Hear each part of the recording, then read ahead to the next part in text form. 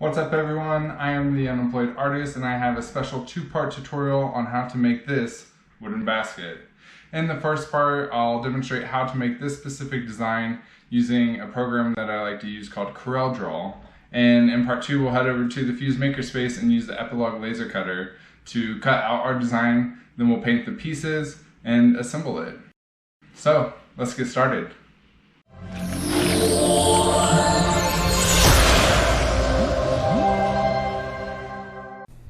Alright, welcome to my first tutorial on how to use Coreldraw.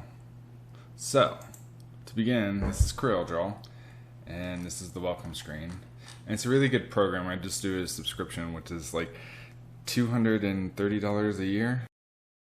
So to start, I was inspired to make this tutorial because Steven, his parents, and I, we went to the Key West a couple years back and we saw these baskets in a gallery, and I was really attracted to the design of these because they resemble almost like these gamma radio bursts, or it's very space aesthetic to me, like these like supernovas.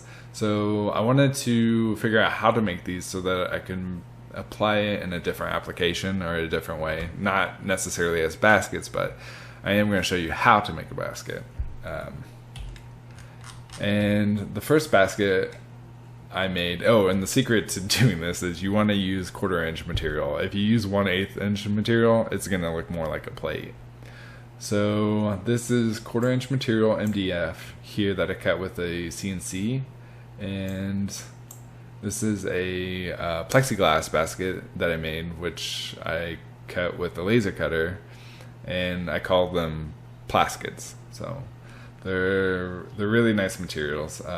Plexiglass is a little bit more expensive though. If you're gonna buy that, it's a lot more money.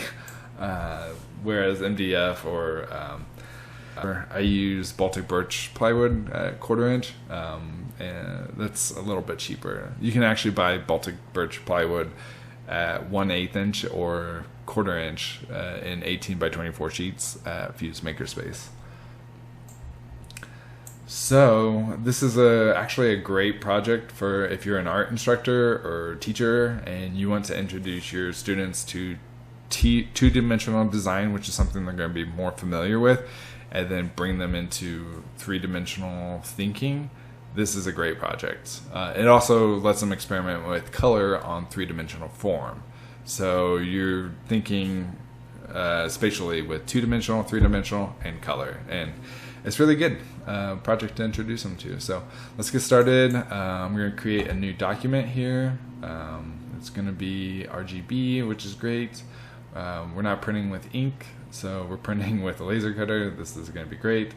Actually, none of these really matter for this, but the laser cutter is 18 by 24, 18 along the y-axis and 24 along the x-axis, and resolution is 300. That's perfect. So, all right, so this would be the bed of the laser, essentially, and I'm not going to make the design too big.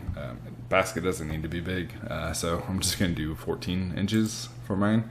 And we're going to go over here to the polygon tool right here. You can also do stars, spiral, common shapes, impact tool, and graph paper. But to keep this nice and simple, we'll just do a polygon. And what I'm going to do is, remember, I do a lot of shortcut keys, so just kind of pay attention to what I'm using down here at the bottom left corner. So I'm going to make my shape here. And this is a nice kind of five-sided, pentagon. So we're going to do, I want a dodecagon. I like 12 sides. It's very easily dividable by 360 degrees, so it'll help me when I'm rotating it. So here's my shape, and what I'm going to do is I'm actually going to make this 14 inches. There we go. And there we go, nice. So this is a nice, kind of 12-edge shape right here. But I kind of like the rounded edges. I like the more organic kind of feel to it. So what I'm going to do is I'm going to shape this. So I'm going to go in here. And I'm gonna select this node, and if you see, I break it, and then, did it do anything? What's it doing?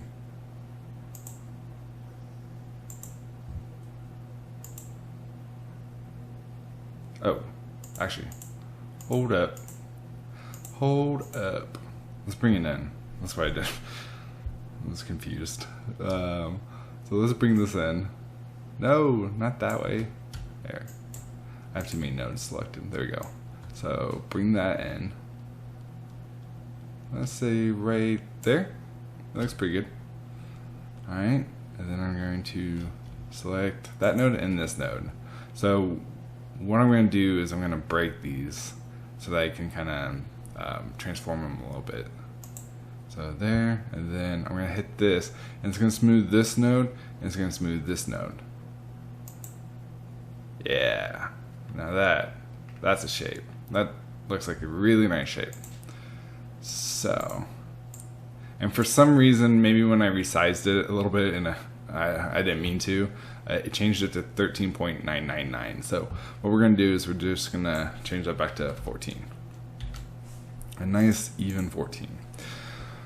Alright, so next thing is I'm going to duplicate this, and Coreldraw is really intuitive, so I could duplicate it one time and then it's going to just kind of keep reducing the size and consistency of my duplications, and I'll show you what I mean by that. So see, so for this duplication it offsetted it a little bit. We're going to delete that. We're going to go up here. The reason it offsetted it is because it moved it over along the x-axis by 0.25, quarter of an inch, and it moved it up on the y-axis a quarter of an inch. So what we want to do is we don't want our duplications to move. So we're going to set that to 0. I'm going to set that to 0. So when I duplicate this, it's not going to move. There we go. Perfect.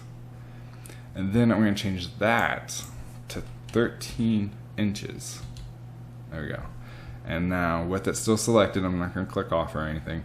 I'm going to hit Control CD, and it's going to keep the consistency of that size. Makes it really easy. And we're just going to go down to 4 inches. 4 inches is a really nice base. So this will be my base. I'm going to move this to the edge here. So it's a pretty cool shape, huh? It's like a clam or something, I don't know.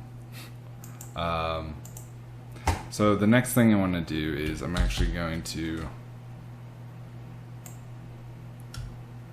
move this over, and to kind of make sure that it's an enclosed shape so it's not too gappy, is I'm going to make this into a 13.5 inch shape, and then I'm going to repeat that shape.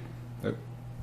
See the consistency? So it took it from here over to here and over to here, and I think it still probably made this a little smaller. No. Yeah, it did. That's crazy. Okay, cool. So I'll clip that and then CD. There we go.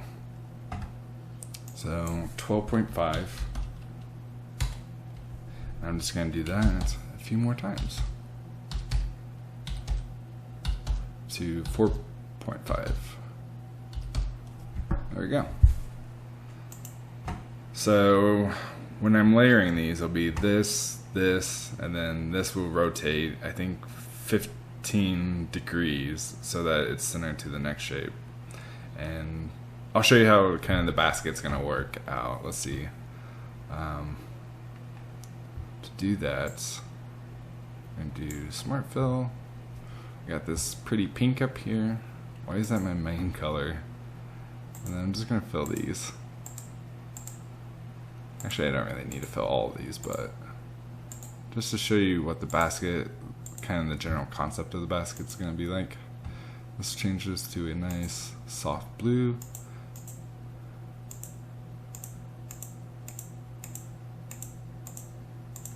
Alright. Cool. So, how the basket's going to work. I'm going to hit P, That centers an object into the center of my document page. Then this will be my next piece. So this is my base, which is a nice solid. Then here's a layer. And then here's the next layer, P. And I kind of want some movement to it. So what I'm going to do is I'm going to move this 15 degrees. Or turn it 15 degrees. There we go. And then this one, we'll go over top that, Control Home. We'll bring that layer forward. And then the next one, P, Control Home,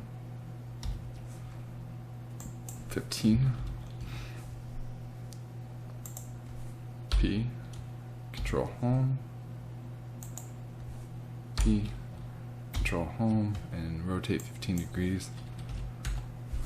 So you see kind of how the idea of how the basket's going to work, and I'm just going to keep one of these the same without rotating it, and then the other one I'm just going to rotate it so that I have these two equal kind of lines of color expanding upwards. So pretty simple idea. I'm just going to delete this. Let's go to our objects, layer 1. So here's all the colors I just made. I'm just going to delete them. All those curves. And now we want to put this on our document. So if this is the bed of the laser, this is where the gantry is going to start up here. So I want to keep all my objects and curves close to this top left corner. It seems like the laser always loses its cutting power once it gets over to the far right away from the mirrors. So to put your objects here in the top left is always a good practice. And I'm not going to be able to fit this one in, so I'm going to have to make a separate document. Looks good. And we're just going to go back, cut, paste, P, and to the corner, like that. And then, so because this is my base, oh, one thing too that's important. So when the laser is reading your document and it is able to discern what to cut, it will only cut vectors that are a hairline in Coreldraw. So I'm going to, this is at 0.5, so what it would do, it would just engrave my material. I want to make sure that it's going to cut it. So I'm going to set this to a hairline. And now the laser knows to cut the shapes out. We're going to do the same over here. It's going to cut these shapes out, making a hairline. So everything's a hairline now. The laser will know to cut it. And I'm going to go back over here. I already uploaded my signature. Copy. Oop, this one. Paste. So I want to make sure it's centered to this object. You should see it become a center. There we go. There it is. So this is not going to be a hairline. This is a JPEG, and it's going to automatically, because it's a JPEG, automatically engrave this, which is good. So there we go. There's our basket design. Now I can save this. Save as. And I'm going to go down to my USB drive, baskets, and I am going to put YouTube basket 1. Okay. Oh, and if you do have a subscription like me, you're going to have the latest version of Coreldraw. Whereas the Fuse Makerspace, they have that standard 7, I think it's X7 or something, Coreldraw. I'm not quite sure. But it's an earlier version, so it's set at 17. So if it's set at 17, it's not going to be able to read any of the later versions. So you're going to want to save your document as a version 17. That way the program will read it, so you're not going to all the way to Fuse Makerspace and then coming all the way back home where you can actually open the file only to set it as a new version. So YouTube basket 1, perfect. And then go over here. We're going to save this as 17. Perfect. YouTube basket 2. And this is going to be a Coreldraw file. I'm able to, at Fuse Makerspace, just print from Coreldraw. And I'll show you how to do that in step 2.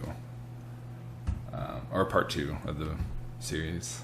So save. And we're done.